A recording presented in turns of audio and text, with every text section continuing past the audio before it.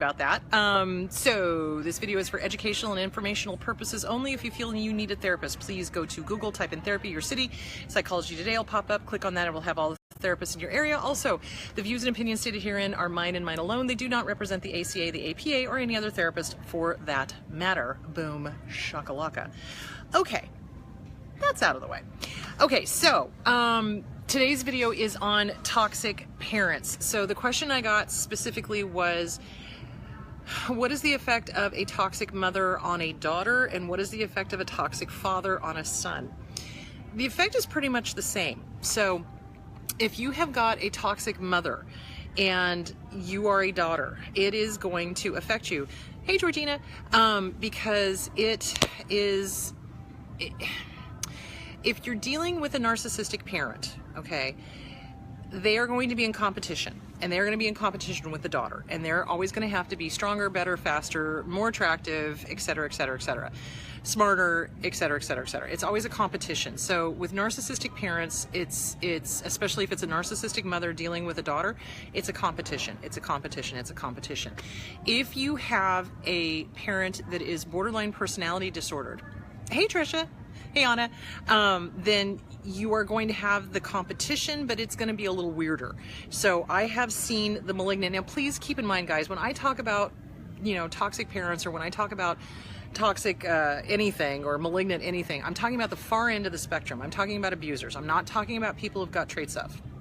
So if you are dealing with somebody who is a toxic parent, who is borderline personality disordered, and they are malignant, they will take that competition to the nth degree. In other words, I have seen borderline mothers attempt to seduce the husbands, boyfriends, etc. of the daughter. So they are very histrionic. They are very somatic in a way, that's almost that somatic narcissism. And they need to prove that they are the most attractive, the most desirable, etc., etc., etc.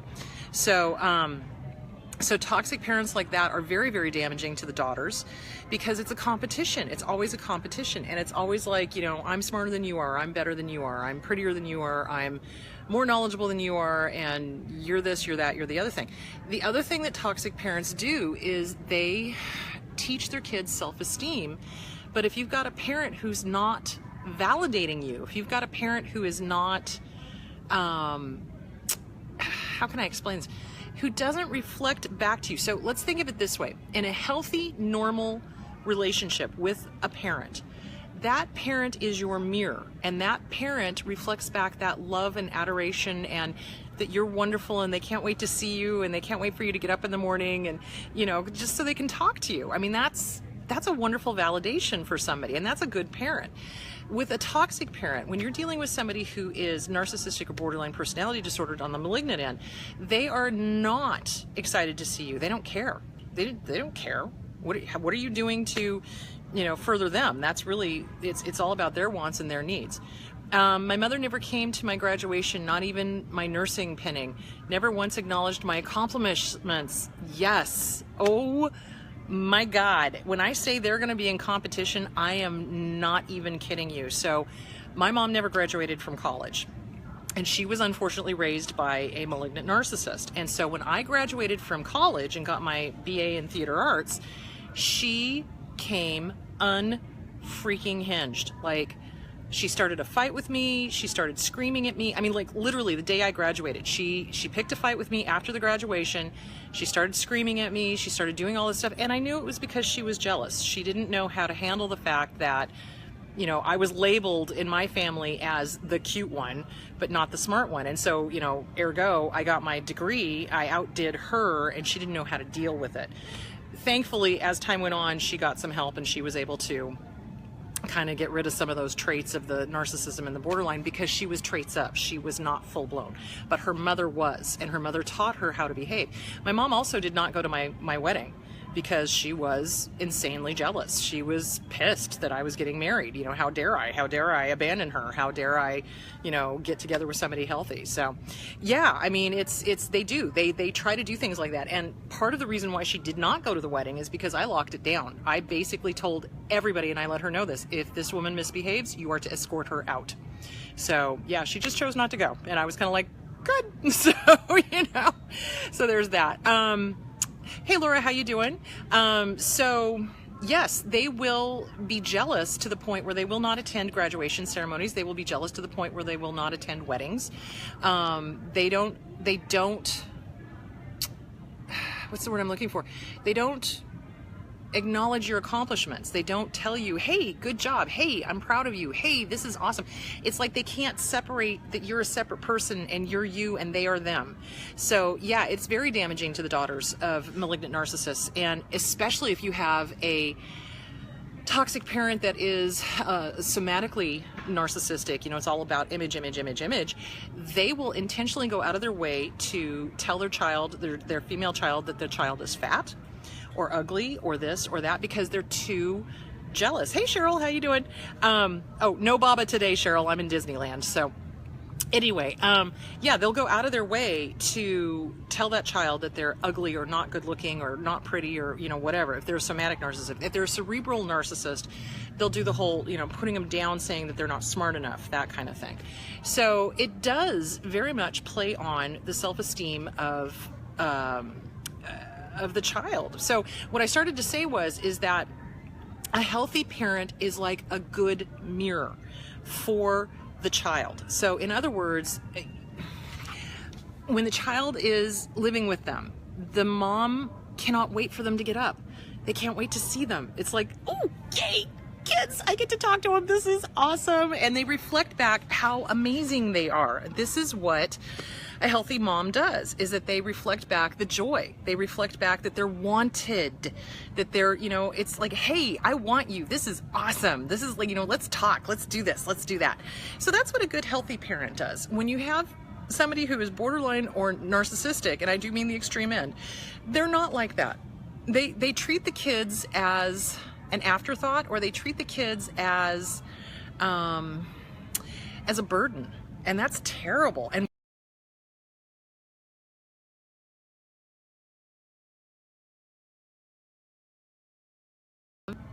okay, hi. Yeah, this is gonna happen, guys, because like I said, I'm at Disneyland and I'm on the cell and it's Sunday. So anyway, so the message that the child gets is that they're worthless. And that's not a good message to be giving a child. And it's frightening to me to watch narcissists and borderlines. Especially, like I said, we were here at Disneyland yesterday and we're here today and we're taking off to go back home. But yesterday I was watching this woman with her children and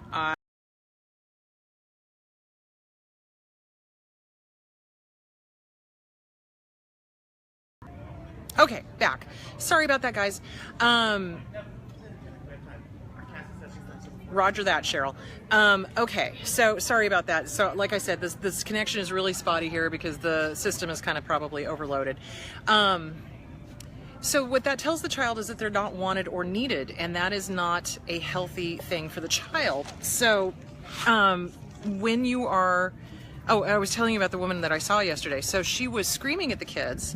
They were young, they were little, they were like 3, maybe 4, and the kid dropped their soda and started crying because that's what kids do. And she just lit into this little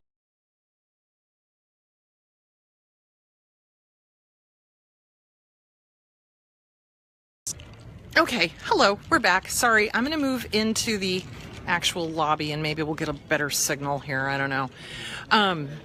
Anyway, what was I saying?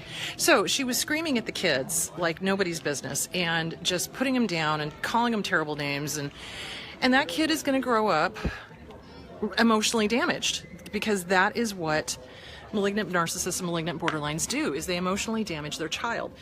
So the difference between the men and the women. So when a dad is abusive to the son, it's basically the same thing. I'm going to move over here because there's too much light over there. When the dad is abusive to the son, it's basically the same thing. It's basically the self-esteem stuff. So the kid very much gets the impression or the image that they are not good enough, not wanted, not okay, that type of thing. And it just amazes me when and especially narcissists seem to do this. They want to procreate because they need to prove something, or they want to hook somebody. So oftentimes when a narcissist decides to have children, it's not because they really want the child, it's for an ulterior motive. So it's either to prove that they can have children, or prove that they are virile, or whatever, if we're dealing with a male narcissist. Or it can be that they're trying to hook their target. Equally, it can go too far the other way, with the parent being enmeshed and obsessed with the child. Would you agree this can happen? Yeah, absolutely. Oh my God, yes. So, all right, so you either have the ones that are the insecure, avoidant attachment type of thing, where they just push everybody away, or you have the parent who is just invested, enmeshed, trying to keep the person in their lives, and they can't separate out the child from them. So this is where you have like the monster-in-laws that, you know, take over the wedding, and it's like they're doing the wedding for them as opposed to allowing the kids to make it about themselves. Let's see. Yes, my mother would stab us with a fork and yell if we spilled our milk at the dinner table. Nerve-wracking. Yeah, absolutely. So yeah, the opposite, it's the same spectrum. It's like one end of the spectrum or the other. So you either have the ones that are completely disinterested and don't care and are neglectful, or you have the ones that go to the other side of it and they are over-enmeshed, over-involved, you know, ruining the kids' lives because they're dictating everything, and that's not healthy either. So it's all about the kid's self-esteem. So when you have a neglectful parent, that kid is not going to grow up with a healthy mirror. So a healthy mirror reflects back to that child that they're wanted and loved and desired and needed. And, you know, you're a good kid and you're good to be around and you've got worth, right? If you've got a parent who's so self-absorbed that all they're doing is running around doing their own thing and they're not paying attention, then that kid gets the message of, I have no worth. I'm not valuable because the very person who, you know, I came out of doesn't care. So that's not good. And this is where a lot of the unhealthy attachments spring from, because narcissists cannot put themselves out for their kids. So, hey Francis, hey Maria. So they can't put themselves out for their kids. They're not going to. It's just not in their nature. It's all me, I, more. That's them. And with a borderline, it's kind of the same thing. You probably get a little more enmeshment with a borderline personality disordered parent.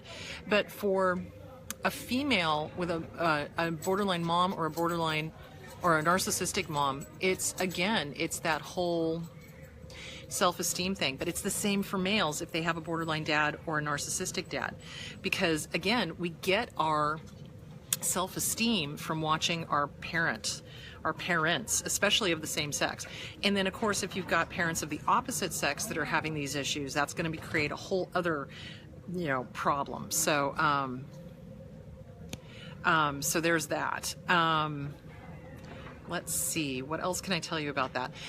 So, attachment starts when we're very, very young. Attachment issues start when we're very, very young. So when we're babies, we form that attachment to our parent, and especially with moms. And this is why it's so vital that the mom be healthy and normal and sane, because we figure out what our place is in the world by how our mom interacts with us. And if our mom is very distant, doesn't care, turns us over to nannies all the time, doesn't interact with us, doesn't, you know, bother to be with us, that sends a very, very disturbing message. And the message is that we are insecurely attached. So that's why I think it's so important to go back and heal that original attachment. Because if you don't heal that original attachment, you are going to end up getting involved with other abusers that are either similar or very similar to your original abuse, because what you're subconsciously trying to do is you're trying to fix that insecure attachment.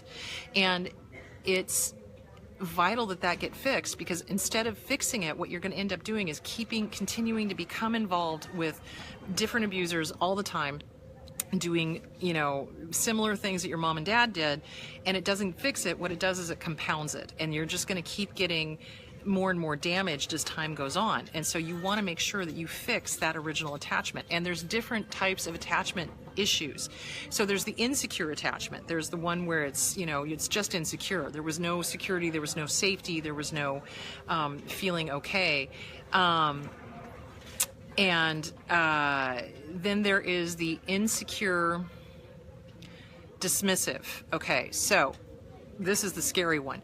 So the insecure dismissive one is generally what you will find in abusers.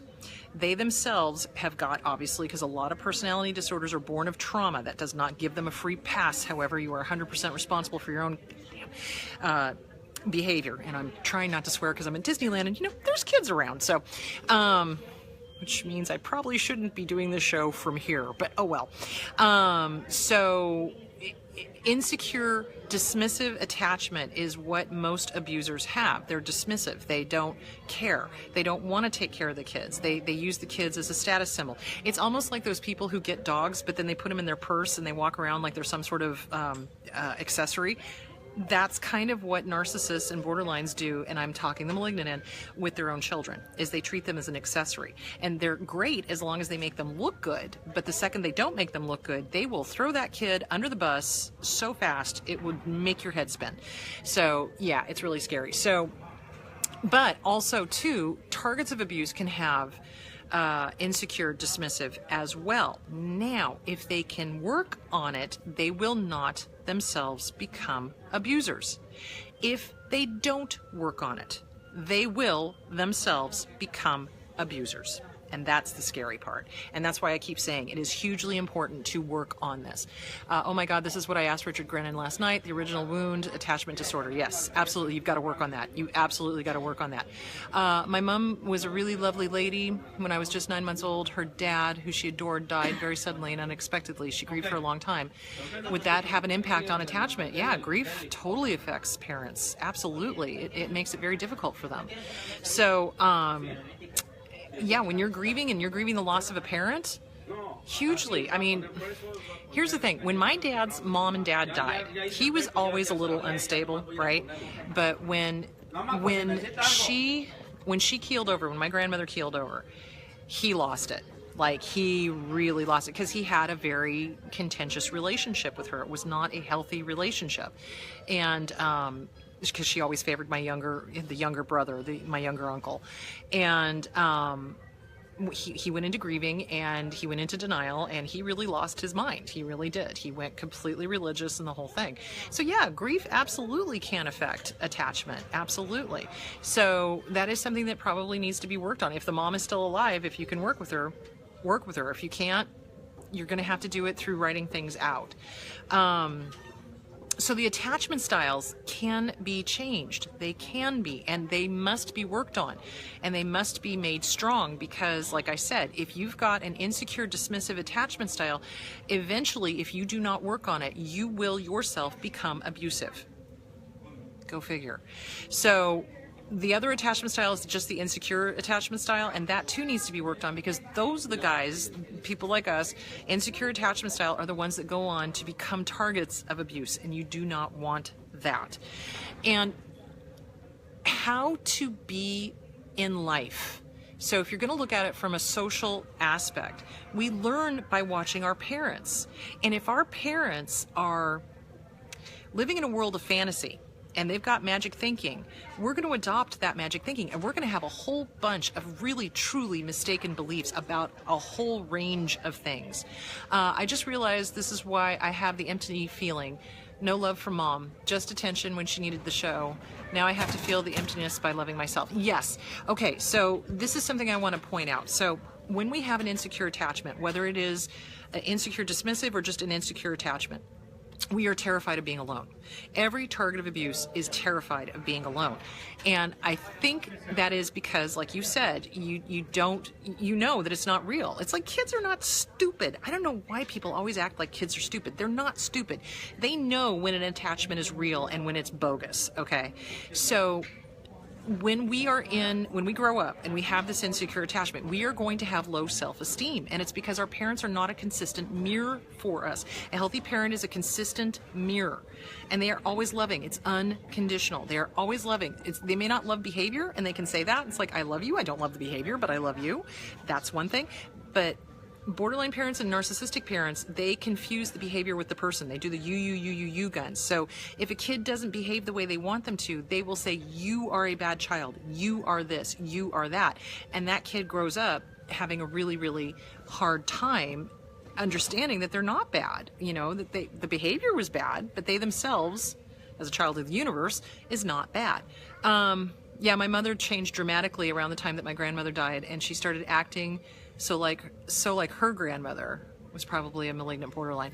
I was 17 at the time, and it was a switch in mom completely crazy making. Yeah, it's not you. It's not you. Write it out. So, okay, going back to self-esteem. So when we have a malignant borderline or a malignant narcissist for a parent, they don't present a mirror. What they present is a funhouse mirror, and it's twisted. It's totally twisted, and they will say and do whatever they need to in order to make themselves feel good, even at the expense of their own children.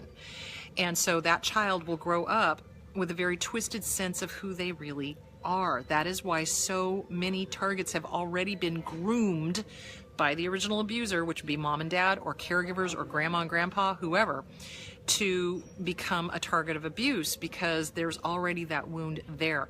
So we are terrified of being alone because of the voices in our head are not healthy, happy, and whole, because we didn't get that cheerleader. We weren't ever taught how to be our own cheerleader. So when we have healthy, normal parents, or relatively healthy, normal parents, they teach us how to be our own cheerleader. They teach us that if we screw up, okay, get up, dust your butt off, keep going, make amends, do whatever you need to, keep going. It's okay. It's okay to make mistakes. When we have a parent that is personality disordered or narcissistically or borderline, they don't do that. They don't forgive mistakes. They're perfectionists. And it's funny because alcohol addiction, any kind of addiction, and personality disordered parent behavior, very similar. Because remember, we're dealing with an addiction here. So they are very harsh and critical, and they do not accept mistakes. Mistakes are not to be made. It's not okay to make mistakes. It's not okay to, fail. It's not okay to, it's not okay, it's not okay, it's not okay. Well, that's not normal. A normal mom, a normal dad, it's like, how do babies learn how to walk? They fall on their butt often. And that's the way they learn balance. That's the way they learn independence. You let the child toddle off into the next room and know that the mom's still there and okay.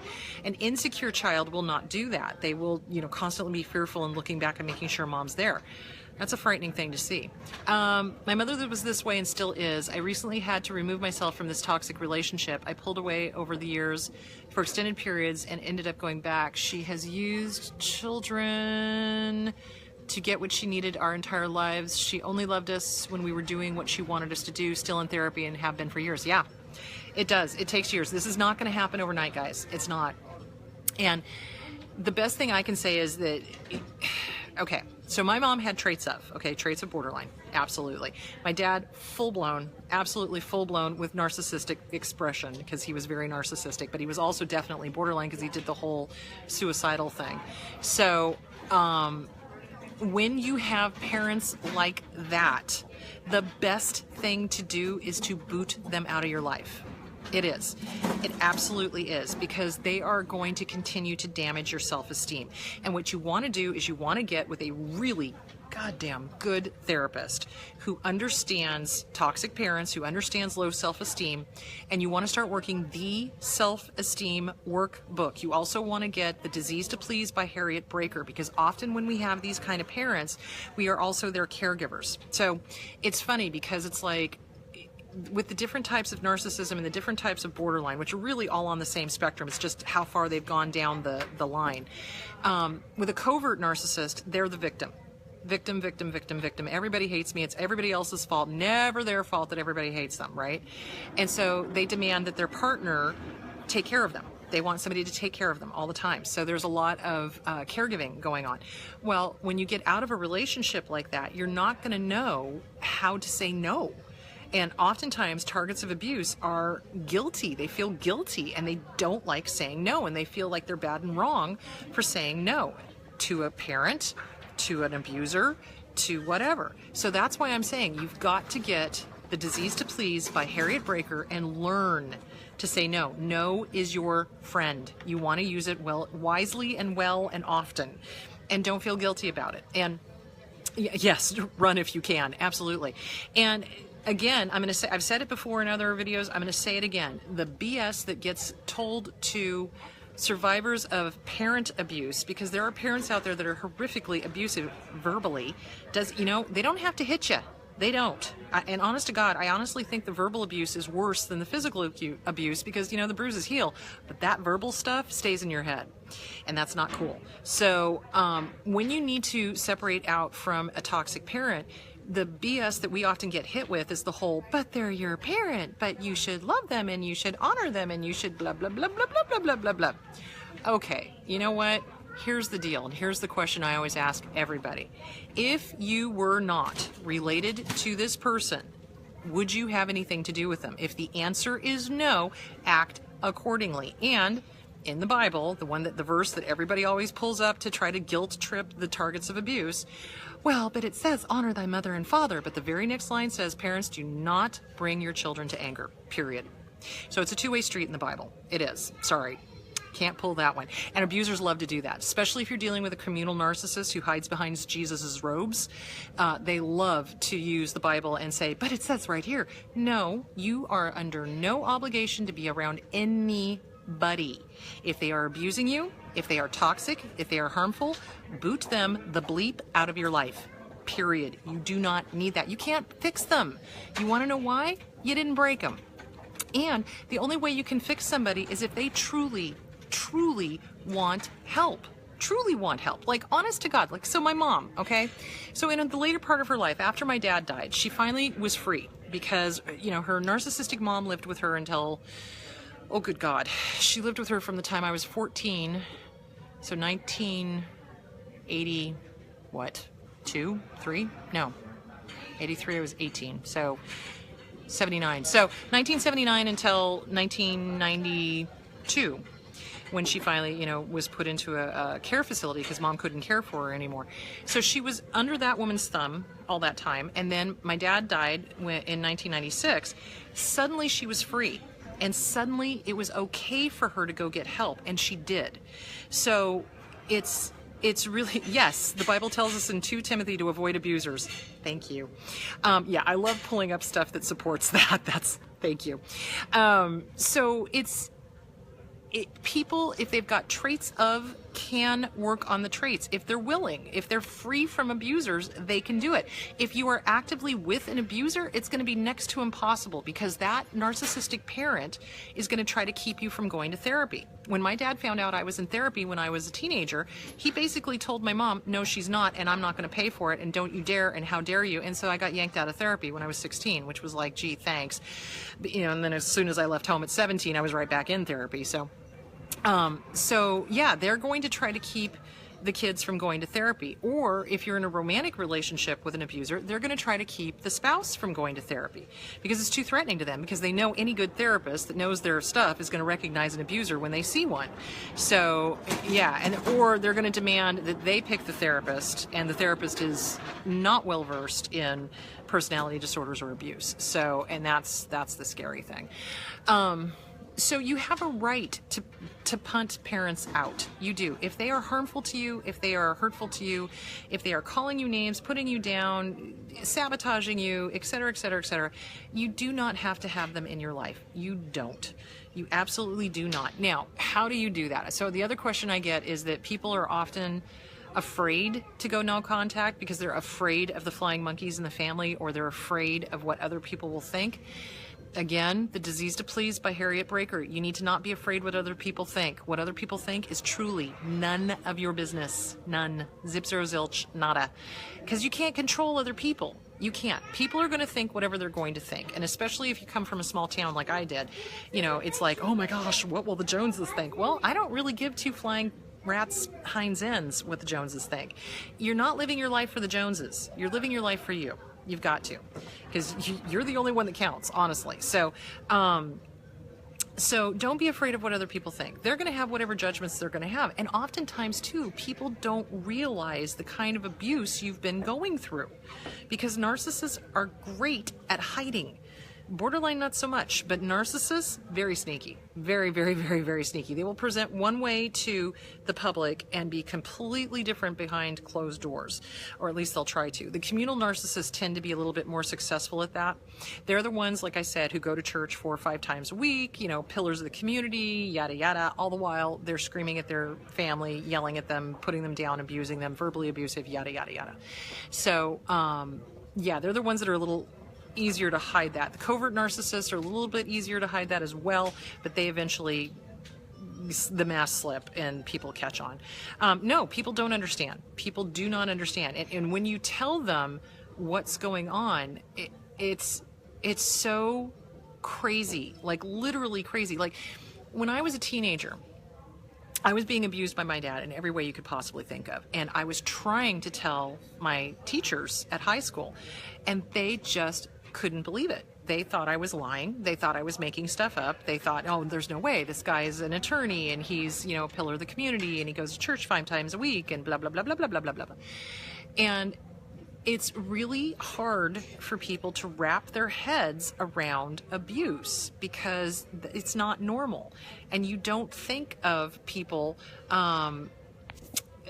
abusing their own children. You just don't. And you end up feeling crazy because people are not willing to believe you. And I actually had one teacher look at me and go, yeah, I'm not going to file anything because it would be too much paperwork. So, yeah, and of course realized that was 20, 25, 30 years ago. But still, actually longer than that, but still, the point being, it's like, shush. But the point being, it's like, not cool. Really, really not cool. And if a child comes to you and says that they're being abused, believe them.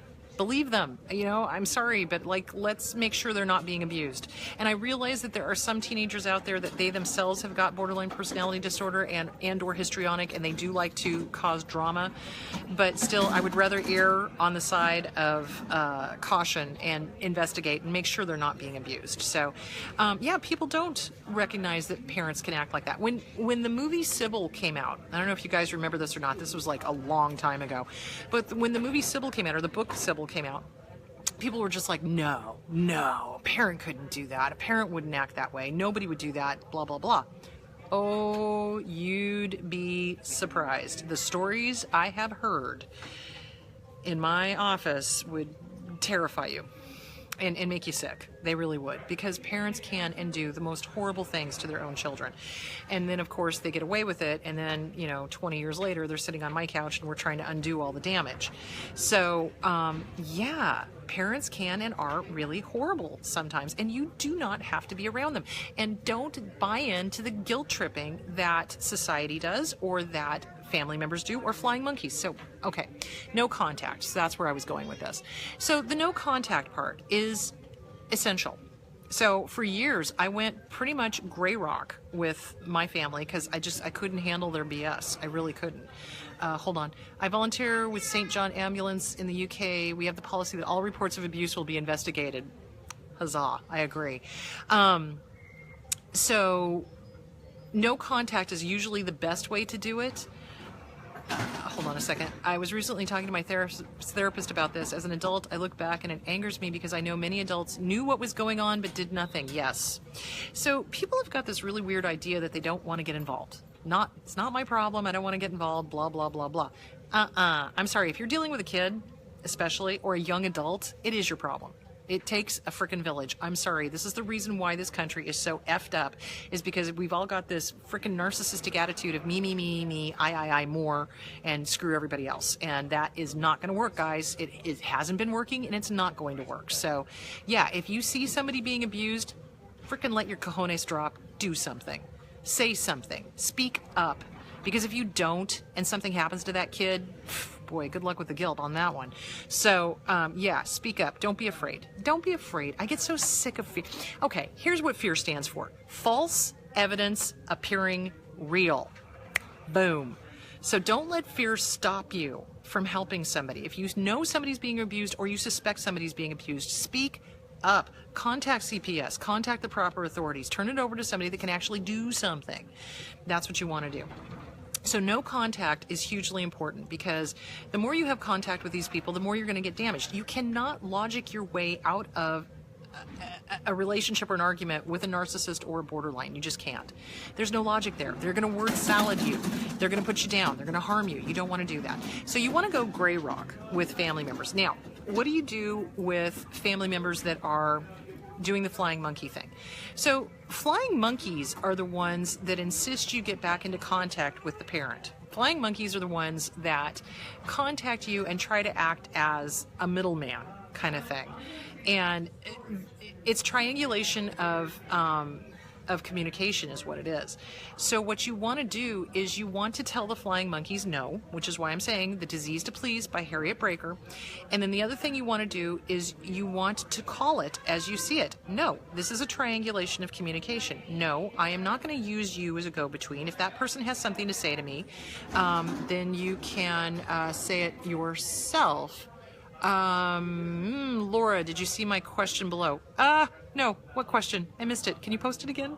Sorry, I'm on my phone, so this is like, and I was having problems when I was starting things up. Laura, post it again and I'll get to it. So where was I? Dear God, lost my mind. Okay. So they'll try to use, and this is the other thing, is that narcissists and borderlines, if they know just a little bit about psychology, will try to use psychological terms to confuse the target of abuse. They'll use things like triangulation of communication, not fully understanding what it means, but then try to use that against the family and friends. So unless they have their master's degree and have been in the field for over 15 years, then I would suggest that they shut the hell up, and so should the target. The target is being brainwashed by anybody who starts claiming to know psychological terms if they do not have a degree. If they don't have a degree, they shouldn't be talking. So, and that's what abusers do, is they have to know everything about everything. So that's one thing that parents do as well, and that's how they keep their kids out of counseling, by saying, I know more than the therapist. We don't need a therapist. I know psychology. They don't need, we don't need to take them in, blah, blah, blah, blah, blah. Mine took a course in psychology to torment me further. Yes, they do. They absolutely do. I have seen that as well, is that they will take one course, or they'll even go in and take several courses, and then they will say that they know what they're talking about and start tormenting their target even further and confusing them and using gaslighting and word salad. And yeah, you betcha. Absolutely. So you want to call it out. So if you've got family members that are being flying monkeys, that are trying to get you back in touch with the abusive parent, you absolutely tell them no. You tell them no in no uncertain terms, and you let them know that it is none of their business. You want to stay in a relationship with me? This is an off topic. You are not talking about it. We are not discussing this. It is not up for discussion, period. And it's really important to do that. This is a boundary thing. So remember, as targets, we have a really hard time drawing boundaries. So you're going to have to start drawing boundaries, not only with the toxic parent, but with the flying monkeys, and telling them, no, I am not going to do this. No, this is not up for discussion. No, I'm not going to allow you to guilt trip me. No, no, no, no, no. That's what you got to do. Now, gray rock. Let's say that you have to have contact with the parents. So let's say you've got other siblings. Let's say you've got younger siblings. So oftentimes I deal with situations where there is an adult sibling, the child of the toxic parent is an adult, but there's other siblings that are younger beneath them, and the person is afraid to go no contact because they don't want to lose contact with the younger kids, because the toxic parent will try to make sure that they can't have contact with them. This is kind of along the same line. So how would you advise going no contact with a toxic parent when a pet is involved? You're going to go gray rock. You're going to go gray rock. So you go no contact when there is nothing at stake. Does that make sense? So there's no pets involved, there's no children involved, there's no younger siblings involved. You go gray rock when that's happening. So, okay, Laura, Eli, please read question below. We just posted. I can't see it. Do you see the questions that they're talking about? Okay. So you're going to go gray rock. And the reason you're going to go gray rock is because you're going to maintain some sort of contact with them, but you're not going to allow them to get in your head. So gray rock is when you have absolutely no emotional response to anything they're saying. It's like you're no longer playing the game. So the reason that toxic parents love to say hurtful and harmful things is because they love your reaction. They love the fact that you are, responding and reacting and getting upset and crying and trying to reason with them and yada, yada, yada. You're going to stop all that. You're going to stop all that. It's like talking to a brick wall. It's not going to make any difference. So what you're going to do is go do gray rock. So gray rock is when you have absolutely no emotional response. Okay. All right. Yeah. Next. Okay. And they're not going to like it, but they're not going to also know what to do with it. Because remember, toxic parents, toxic borderlines, toxic malignant narcissists are emotional based. They're not logic based. They don't deal with logic. They really don't. And so when you give them nothing, they've got nothing to go off of. And so they feed off of the upset emotions. They feed off of the sadness or the anger or the whatever.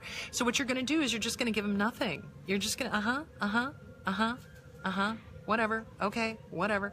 So that's kind of gray rock. And you stay in touch with them, but you don't allow them in. And so this is a form of detachment, and this is going to take practice.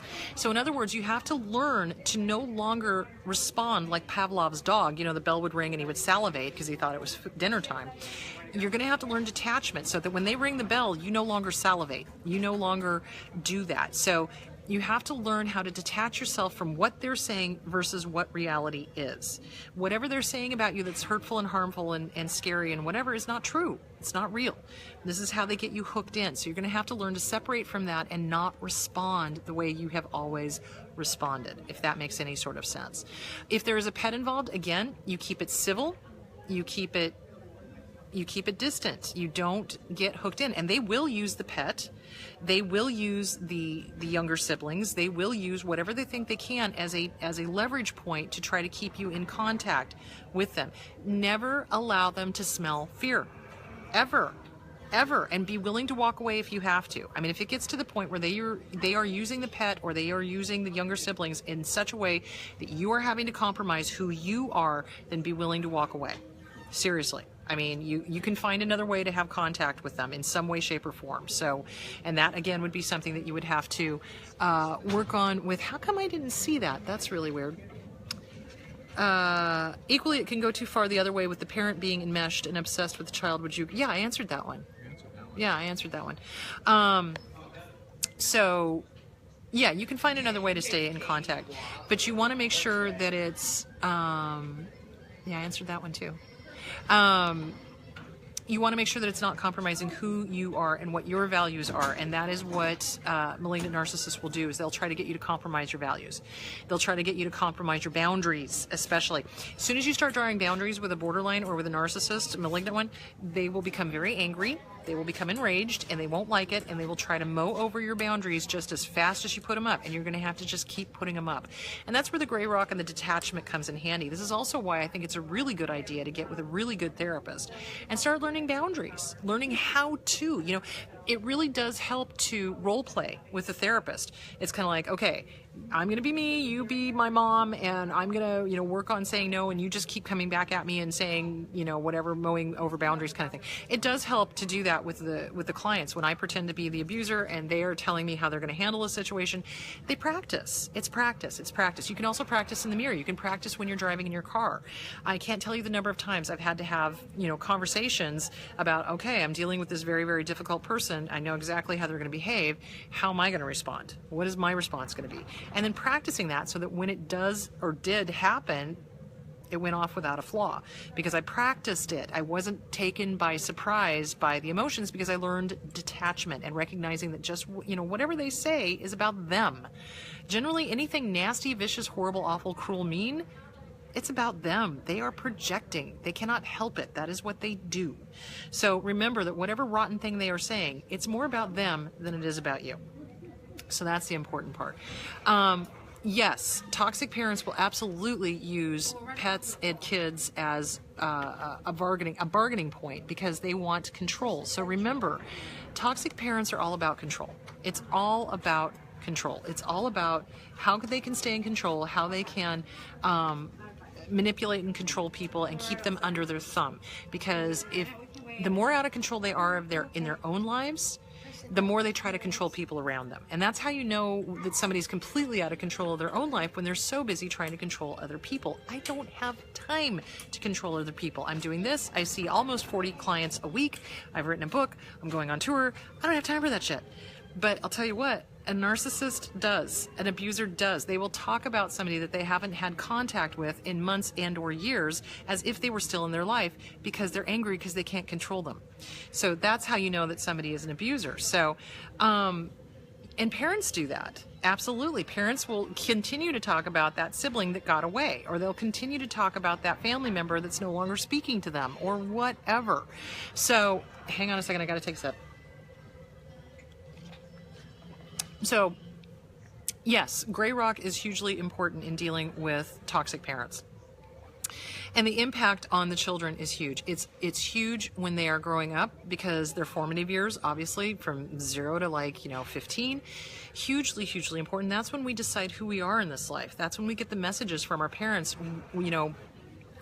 our worth, our value. And it takes years after that to undo it if we got the message that we're not worthy. Totally agree. Never ever react to abusers. Always speak in the form, in fact form only. Yes, no emotions. Never discuss a feeling or make an accusation. Go for solutions only. Yeah, absolutely. So the other things that parents will do too is that they'll try to guilt trip the kids, and especially we're coming into the holiday season, and I'm going to talk more about that in the coming weeks. They try to guilt trip the kids about holidays, and they will try to say, well, no, you have to spend it with us, or you have to do this, or you have to do that. You have to. A good parent lets their kid go. When you marry, when you create your own family, a good parent will say, hey, if you want to come to our house, you're welcome. But if you want to create your own family tradition, you're welcome to do that too. It's okay. But a narcissist or a borderline, no, that child has to be at their house and doing the same thing that they've done for, 25, 30 years. And that's not cool. It's like when somebody goes off and creates their own family, it's time to let them create their own family traditions. My family uses the silent treatment. Can't talk things through with any of them. Yes. So stonewalling, I've talked about that before. When somebody cannot get their way, they will stonewall. And that is different from ending contact with somebody. So ending contact with somebody is when somebody has been abusive or is under the influence of an abuser, and you have to shut that door in order to protect yourself. That's ending contact. Stonewalling is when you maintain some sort of relationship with them, but you're making sure to tell them that you're giving them the cold shoulder. And that is abusive. That is absolutely abusive. That is something that, very, very, very, very immature people do. You don't stonewall people. You don't. You just don't. So stonewalling is a way to inflict guilt. It's a way to shun. It's a way to shame. It's a way to harm. So yeah, when families do that, that's not cool either. So honestly, if they're giving you the silent treatment, you just keep it up. You keep walking. You just keep walking and don't turn back, because it's like, okay, you know what? You're not willing to work this through. You're not willing to behave like an adult. I'm not interested. Have fun with that. So you let it go. So it's painful though. It's painful. And people, the other thing that I get too is that people are like, well, but if I let go of this family, I won't have anybody. No, wrong. Going back to the loneliness thing. So we're terrified of being alone. And it's because of the voice that we have in our head that was instilled by our abusers, by our parents. And we've got to work on that, because if you really truly love yourself, you will not allow abusive people in your life. And it doesn't matter who the hell they think they are. It doesn't matter if it's your parents or your grandparents or a spouse or a friend or whatever. You do not allow those types of people in your life, because you love yourself enough to say no. And I mean it.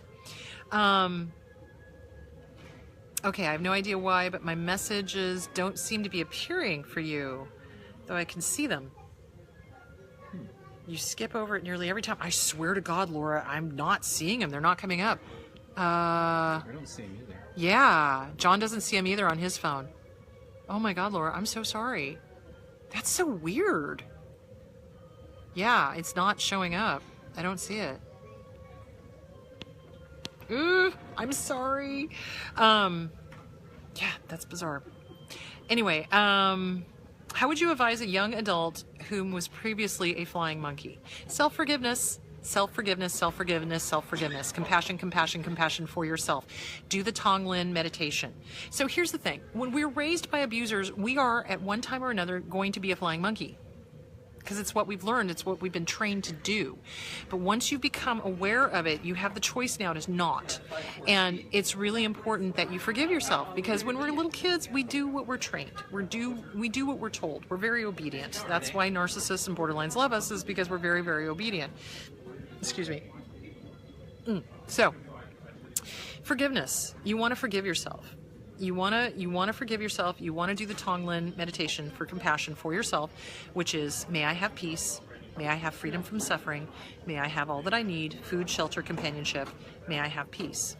And you just keep doing that until you really believe it. And it's a great meditation. Gave up talking to my daughter because of her narc abuse to me, gave up seeing the grandkids doing this, and I'm better off for it. But she plays the victim or uses the grandkids against me. They're going to say and do whatever they're going to do. They are going to say and do whatever they are going to do. My advice would be is read as much as you can. I love Stop Walking on Eggshells, both the book and the workbook for dealing with a borderline. And I love The Object of My Affection is in My Reflection, Coping with a Narcissist. Hang on, people. Lots and lots of people. Hang on. So, Object of My Affection is in My Reflection, Coping with a Narcissist by Raquel Lerner. I think that's a great book too. The grandkids are just doing what they've been taught to do, and unless there is another voice in that relationship, like another parent, like the dad, that can help them not be that way, then those kids are probably going to end up being just like the mom. So, okay, I was going somewhere. Where was I going? Okay. So, Gray Rock is important for your own sanity. Holidays, so you want to create your own stuff. You don't have to do what the family is always wanting to do. And you put down the flying monkeys as fast as you can. You have compassion for yourself. Having been a flying monkey yourself, you forgive yourself. And you make sure that you're never a flying monkey again. That's really the way to do it. Laura, yeah, it is really strange. I see that message. So every time something of yours pops up, I'll let you know that it's popping up, because honest to God, I'm not seeing it. That's really weird. Okay. Flying monkeys, moms and dads, how it affects the kids. So the biggest effect on the kids, regardless of whether it's a mom that's the problem or whether it's a dad that's the problem, is the attachment issue. And it's the self-esteem. And the kid is going to have this interior dialogue, this interior voice that is constantly going to be not good enough, not good enough, not good enough, or it is going to be so riddled with anxiety that you don't see her questions either. Okay, it's not just me. Oh, thank you, Michael. Oh, I thought I was losing my mind there for a minute. Thank you. So they're going to have this interior dialogue that is just riddled with anxiety, fear, false evidence appearing real. Because the narcissist and the borderline generally have, especially borderlines, tend to have paranoia as part of their, the 10 major traits, so paranoid personality disorder, they tend to shove fear into their kids like nobody's business. And they will make stuff up that is blatantly untrue. So you would be amazed at the stuff I've been having to undo with certain clients. It's like the thoughts and the beliefs that they have were just completely off the rails. And I'm like, no, you cannot get AIDS from sitting on a toilet seat. Okay. No, you cannot, it was weird. It was weird stuff. It was like, why would you do that to a kid? Why would you inflict them with such fear? Well, because she wanted to control. The mom wanted to control. The mom wanted to make sure that that child never went anywhere, never did anything, never left the nest, never was successful, depended on her.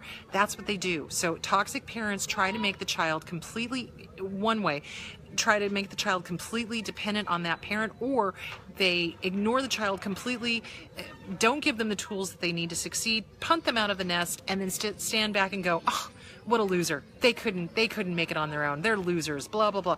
Instead of going, hey, gee, I'm the loser for not giving them the tools that they needed to succeed. So, Lord have mercy, don't get me started. Anyway, okay, we are at 12:57. If you guys have, Laura, you want to try again, because I still don't see any of your questions. if you want to give me one last couple of questions, guys, that'll be cool because I'm going to end at 1. So basically what it is don't feel guilty about stopping a relationship with a parent. And it's hugely important that if you have a relationship with a parent that is toxic, that they are actively abusing you, or if you have a parent that is absentee, they just weren't there, they either abandoned you, or they were in jail, or they killed themselves, or whatever, work on that insecure attachment, because that too will give you an insecure attachment. When a parent is absentee, that gives us the message that we're not good enough, which is not true, but we're little, and when little kids, even when they're like, pre-teens, we still have that mistaken thought that it's somehow everything in the universe is our fault. So it's really important to work on that original wound. You want to make sure you get that original attachment to that caregiver nailed down tight, so that if and when any abuser ever comes into your realm of existence, you're able to go, nope, not interested. Absolutely not interested. Does a parent with a degree of Asperger's lead to attachment issues? It can. So Asperger's is now on the autism spectrum, so it's at the lower end of it. Asperger's means they don't have the social cues down. They don't recognize emotions. They don't recognize when somebody is suffering or when they're sad or when they're angry. They just don't pick up on those social cues. So yeah, that can lead to a certain level of weirdness for the kid, because they're kind of like, how come dad or mom doesn't get it when I'm upset? Yeah, absolutely. Does a parent, when you go no contact, how do you get them out of your head? Therapy. And journaling. I am a huge fan of journaling. So write it down, get it out of your head, get it onto paper. Write them a goodbye letter. Do not send it. Do not send it. So you're going to write them a goodbye letter. So you do the good. Was there anything good about them? The bad, the ugly, the horrific. At the very, very end, you say goodbye in no uncertain terms, and you punt them out of your head. You basically say, I'm raising the rent. You're no longer allowed to live in my head rent-free. You write it all out. You say exactly what you need to, because they're never going to see it. This letter's for you, not them. You trot it out to the barbecue. You read it out loud once. You burn it. You let it go. And you do that as many times as you need to, okay? It could take several times of doing that, but do it. I think it's really good. Besides counseling, how would one cope with the fleas? I would say reading as much as you can, understanding what fleas you picked up, writing it out, forgiving yourself, working on making sure that you never ever do that behavior. And if you catch yourself in the behavior, have compassion for yourself and then move on and make sure you don't do it again. What about parents with undiagnosed mental health issues? I'm not sure I understand your question, Deborah. You don't have to have a diagnosis. If you feel somebody, perception is everything, guys. Perception is everything. If you feel somebody is abusive, then that person's abusive. That person has harmed you. If you feel that person has harmed you, then that person has harmed you. It's all in the perception of things. You don't need necessarily a diagnosis. How to fix attachments. Again, it's working on self-esteem. It's working with the previous relationship. So the relationship with your mom or dad, you're going to sit with a therapist. That's going to be the best way to do it, because then you'll have another person there to do that. That is so weird. The only messages coming through for Laura are the ones that have no question, no idea why that's happening. Are you putting a question mark on it? Maybe just don't put a question mark on it. Just write it out. Oh, wait, now they're coming fast and furious. Hang on. My brother is beginning to see what my mother is like, but now he has gone from the favorite to the whipping boy. That's very common. I don't see her anymore. I am now trying to deal with my attachment problem because I have a huge commitment issue, even though I have had a few long-term relationships. Now going gray rock with limited contact from her, but she's caused so much vandalism in my head. Yeah. So honestly, get with a good therapist. A therapist is going to help you work through the attachment issues, because you've got to work through the anger, the guilt, the sadness. When I was dealing with my dad's stuff, the thing that hit me, besides the anger, was how sad I was, and how how much it was a case of, I wish, if only he'd been sane, if only he'd been normal, if only we'd had a good relationship, how much fun we could have had. He was a brilliant man. He was funny as hell, but he was so messed up. He just did not know how to be a dad, which is really sad. So, and yeah, you've got to get rid of the crap in your head. So write it out, journal it, get with a good therapist, burn the paper, read it out loud once, burn it, do it as many times as you need to, work on your self-esteem with the self-esteem workbook, work on boundaries with The Disease to Please by Harriet Breaker, and that's going to help you. What is the difference between triangulation and speaking your truth? Triangulation is when you're trying to drag somebody who is not currently in the conversation into the conversation. So, for example, an abuser will say, well, so-and-so said, you said such and such, but they're not in the room. That's when you go, thank you, phone. That's when you go, not playing. That person is not here. I am not going to have this conversation without this person being here. Period. So that's the difference between triangulation and speaking your truth. So what abusers will do is when you call out the abuse and you say that this person is absolutely abusive and here's your list of evidence, they will scream triangulation. You're triangulating. You're triangulating. You're saying that I'm this. You're saying that I'm that. Yeah, because it's true. Hello, that's not triangulating. That's calling you on your shit. So, yeah, that's what they'll do, is they'll claim you're triangulating when you're saying the truth about them. You're not calling them into the conversation. You're not putting words in their mouth. You're calling out their behavior. So yeah, that's what they'll do. And that's how you know you're dealing with an abuser, is when they start using psychological terms incorrectly. All right. Thanks a ton for the show anyhow. Laura, I am so sorry. You know what, Laura? Why don't you IM me? Just get onto Facebook and IM me those questions, and I'll try to answer them when I'm at the airport, because I got to actually jam to the airport. So, good Lord. All right. So I hope that answered your questions, guys. Next week, we are going to talk about self-sabotage. Wait a minute. One more question. How can I help my 12-year-old understand that her dad is abusive? You're not. So, okay. Okay. So here's the thing. When you're dealing with a narcissistic parent, and we've talked about this before, oh, good God. How can I understand that her dad is abusive narc? He's trying to manipulate her to harm herself by going with no supervision to her grandparents, although the social services told her that if she will continue doing so, they will take her away from me and put her in an institution. Good God. Where are you at? Are you here in the U.S. or are you over some other country? Because that would make a big difference in my answer. So, Eli, do me a favor. IM me the question, because I'm going to forget. So, IM me that question on Facebook. Laura, IM me your questions, and I'll try to get the answers to that, because that's going to make a big difference, Eli, in my answer. So, I'm not going to answer that one right now. Okay. All right. Okay, guys, I got to get rocking and rolling. So thank you for tuning in, and I will see you next week. We're going to be talking about self-sabotage, why we do it, why the heck do we do it, and how to stop it. So have a great week. Love you all, and I will see you later. Bye. Oops.